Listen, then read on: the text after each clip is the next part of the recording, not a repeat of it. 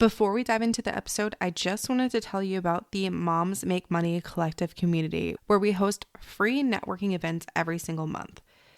If you are interested in learning more about how you can connect with other moms in business and build out your referral network, then go to momsmakemoneycollective.com/networking today and sign up for the free community. I hope to see you inside. All right, let's jump into the episode. Welcome to the Moms Make Money podcast. I'm your host, Jenny. I'm the owner of Moms Make Money Collective, a podcast and visibility strategist and mom of two. Many moms feel like we need to sacrifice our careers for our children, but I wholeheartedly believe that we can have a thriving business and family at the same time. In this podcast, we're going to be diving into the ins and outs of running a business as a mom and getting real and raw about all things parenting. So buckle up because we're about to go all in.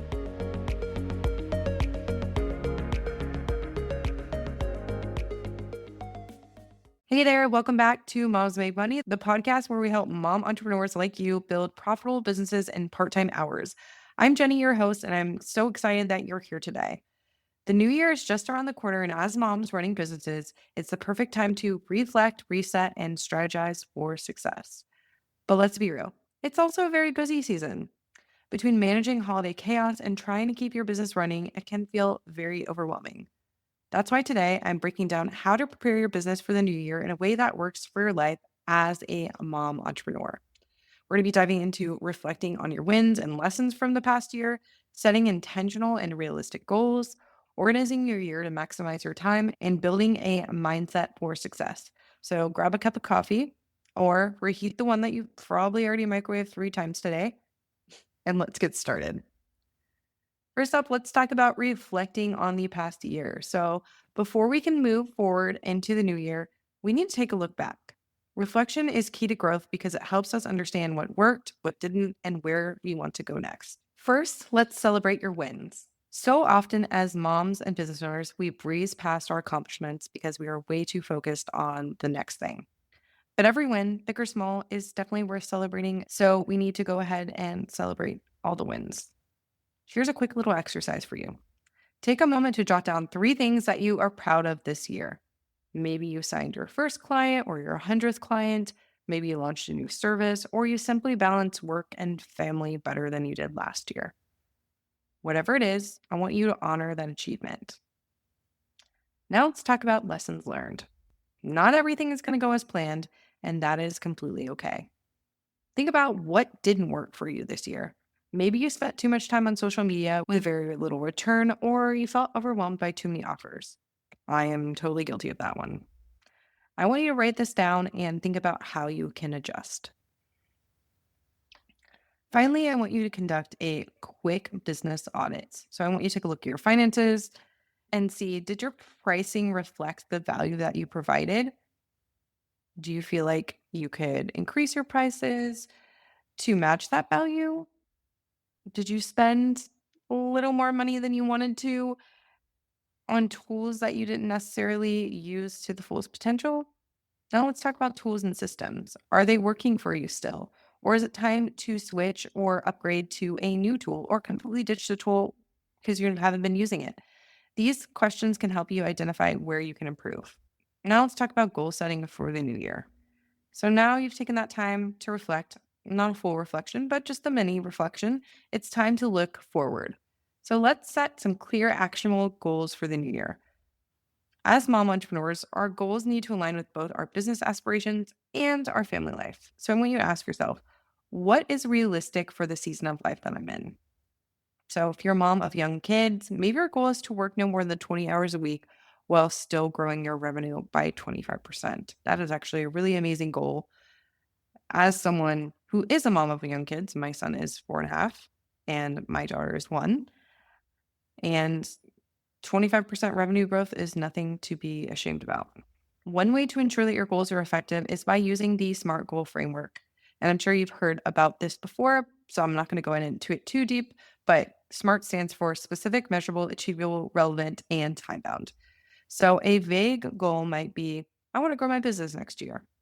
But a SMART goal would be something like, I will secure 5 new clients for my virtual assistant services by March 1st by increasing my networking efforts and sending targeted pitches.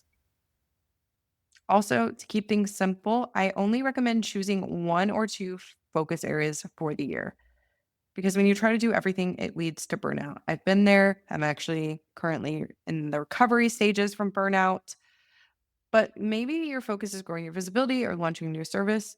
I want you to pick what is going to make the biggest impact and have the most impact on you, your well being, your bank account, and everything in between.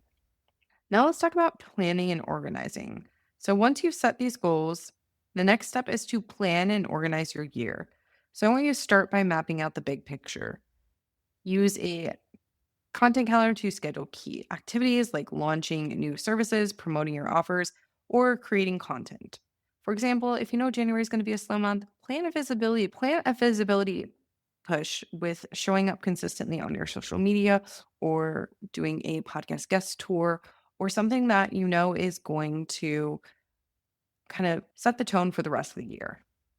Now let's talk about batching and automating. Honestly, these two things are a lifesaver for busy moms. Instead of creating content on the fly, set aside time to batch tasks. So, for instance, if you are a podcaster like me, you can record multiple podcast episodes in one day, or you can create a month's worth of social media posts in one sitting. This really can help you get ahead of the game instead of feeling like you're flying by the seat of your pants every single week. Automation tools are another great game changer. So, you can use tools like Dubsado or Honeybook for your client management, or you can use things like Canva for creating your repeatable graphics. The less manual work that you have, the more time you can spend on your growth of your business or with your family, which is probably the reason that you started with in the first place. And finally, I want you to consider your family schedule. So, as moms, it is critical for us to plan around our kids' activities and downtime. So, use things like shared calendars to coordinate family events and set boundaries for work hours. I like to use a Google Calendar. This is something I might actually elaborate on in a future episode if you guys are interested. Just like kind of planning my time with my kids and planning my time with their schedules and all that stuff. I mean, I only have a 4.5 year old and a 1 year old, but they do have some activities still at that age. So it's important to plan. But having these kinds of things will help you stay present both within your home and in your business. And last but definitely not least, we're going to be talking about preparing your mindset for success. So, a positive focused mindset is your most powerful tool for success. So, I want you to start by visualizing what you want your life and business to look like in 2025. I want you to picture a day where your business feels aligned with your goals and your family life is thriving. What does that look like? Write it down. What are you doing? How are you spending your day? What is happening? Get really specific here because this clarity will guide your decisions for the future. Accountability is another key component. Whether it's getting a business bestie, a coach, or some sort of mastermind group, I want you to find someone to help you stay on track with your goals because knowing someone is cheering you on makes such a huge difference. And I know it kind of sounds silly, but honestly, accountability is absolutely everything, especially when you're is absolutely everything, especially when you're in the trenches of motherhood. And I want you to remember progress is better than perfection. Don't get caught up in trying to do everything perfectly because it will drag you down. I want you to celebrate the small wins along the way because they are what lead to big results over time. All right, I know that was a lot, so let's do a quick recap. So I want you to start by reflecting on the past year, celebrate your wins, learn from your challenges, and do a little mini audit of your business. Set clear, actionable goals for the new year that align with your values and your current priorities. I want you to organize your year by mapping out key activities, batching tasks, and automating where it makes sense. And lastly, don't forget to prepare your mindset by visualizing success, staying accountable, and embracing progress over perfection. So, I want to give you a couple action steps because I like to leave people with action steps. So, I want you to write down 3 wins for the year. Number one. Number two, set one personal goal and one business goal for the new year. You can definitely set more, but right now, just set one of each. And then number three, I want you to plan a 1 hour session to map out the first quarter of 2025. So, what are you doing in 2025? What are you promoting? What are you doing on the podcast if you have one? What are you doing on YouTube? What are you doing on blog? What are you doing in terms of content? Do that all and get it all accomplished in a 1-hour session, and you will feel so much better going into the new year. You will not feel flustered. You will not feel like you're behind. Do those 3 things. I promise it'll help. And if you found today's episode helpful, I would love for you to share your biggest takeaway over with me on Instagram. My handle is at jenny.suneson. So that's JENNY.SUNESON. And if you haven't already, please make sure to subscribe and leave a review. It helps other moms in business like you find the podcast, and I would greatly appreciate it. Next week is going to be our final episode of 2024, and we're going to be talking about how to treat yourself like a client, because so many of us that have clients neglect ourselves and don't treat ourselves the same way that we treat our clients. So make sure you tune in, and I'll see you next time. Thank you so much for tuning into today's episode. I really hope you enjoyed it. I'd love it if you would head on over to our free Facebook group called Moms Make Money Collective to connect with us further. If you're more of an Instagram fan, make sure you're following us on Instagram at Moms Make Money Collective. If you're loving the show, make sure to leave us a rating and review on Apple Podcast. Your feedback means the absolute world to us. We'll see you in the next episode.